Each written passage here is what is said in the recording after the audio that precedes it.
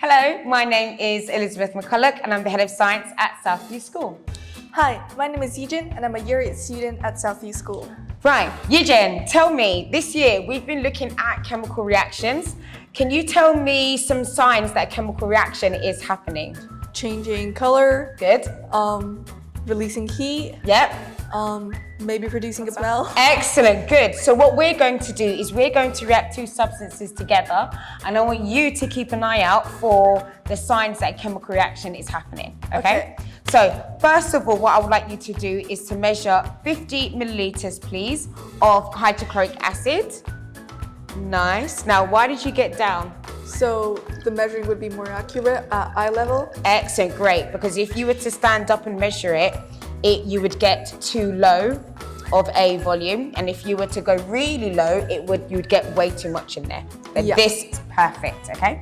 So if you add it into the conical flask for me, please.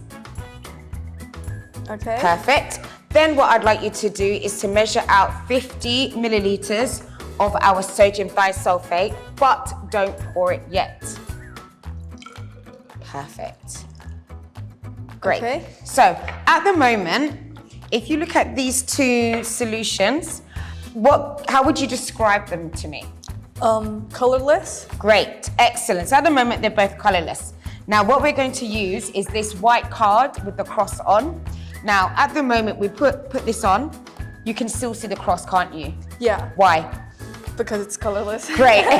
So what you're going to do is you're going to add the sodium disulfate to the hydrochloric acid. And again, I want you to keep an eye out and tell me how you know a chemical reaction is happening. Okay. Yeah? 3, 2, 1, go. Perfect. Now, if we keep our eyes on the top, at the moment, you can still see the cross, can't you? Yeah. But what is starting to happen? It's turning cloudy. Excellent, well done. Now, what kind of color would you say it's turning?